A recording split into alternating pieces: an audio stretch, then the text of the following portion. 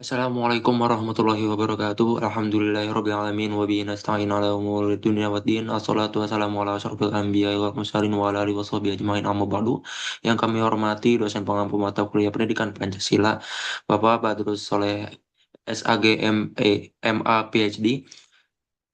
Kami dari kelompok 10 akan mempresentasikan ekonomi Pancasila.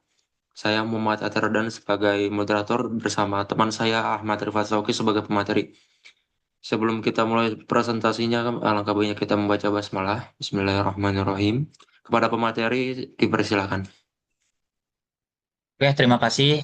Izinkan saya membawakan materi. Yang pertama itu ada pendahuluan, di mana pendahuluan ini itu terbagi menjadi 4 bagian. Yang pertama itu ada materi, target pembelajaran, tujuan, dan juga pendekatan. Di bagian pendahuluan ini, kami menjelaskan bahwa materi utama dari e-book ini adalah ekonomi Pancasila. Target pembelajaran kami adalah siswa SMP. Karena biasanya siswa masih bingung mengenai istilah ekonomi yang terlalu teoritis. Oleh karena itu, kami mencoba membuat materi yang lebih sederhana, disertai contoh kehidupan sehari-hari supaya lebih mudah dipahami oleh anak SMP. Pendekatan yang kami gunakan bukan cuma teori, tapi juga contoh di kehidupan sehari-hari. Oke, next. Selanjutnya ini ada struktur e-book. Di bab pertama ini membahas kegiatan ekonomi seperti produksi, distribusi, dan konsumsi beserta contoh penerapannya. Bab kedua membahas konsep ekonomi Pancasila, yaitu sistem ekonomi yang berdasarkan nilai-nilai Pancasila.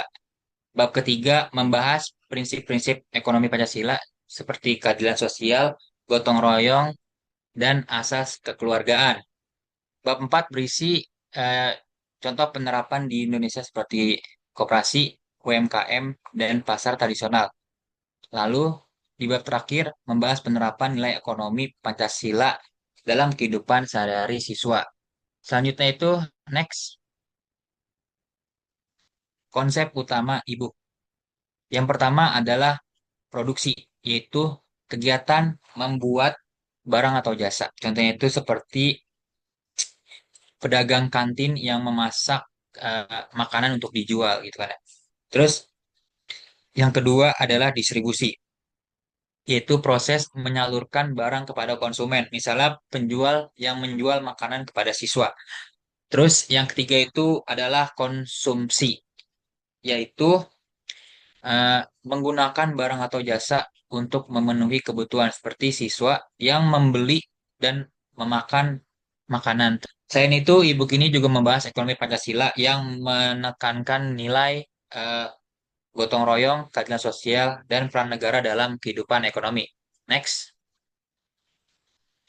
Selanjutnya itu ada penutup. Di bagian penutup itu ada kesimpulan, manfaat, harapan, dan juga media pendukung gitu kan. Ya. Nah, untuk kesimpulan itu ini membahas kegiatan ekonomi dan ekonomi bersih dengan bahasa yang sederhana. Contoh-contoh di kehidupan nyata supaya siswa itu lebih memahami isi materi tersebut. Manfaatnya itu adalah membantu siswa memahami dan menerapkan konsep ekonomi dalam kehidupan sehari-hari. Eh, terus harapan kami materi ini bisa membuat siswa lebih sadar bahwa ekonomi itu sangat dekat di kehidupan sehari-hari kita gitu kan ya. Bukan cuma di buku saja. Selain itu kami juga menambahkan media pendukung seperti QR code video, pembelajaran dan e-book interaktif supaya pembelajaran lebih menarik. Mungkin itu aja yang bisa saya sampaikan. Kemudian saya kembalikan ke moderator. Terima kasih. Terima kasih Ahmad Rifat Sauki sebagai pemateri karena telah menyampaikan materi.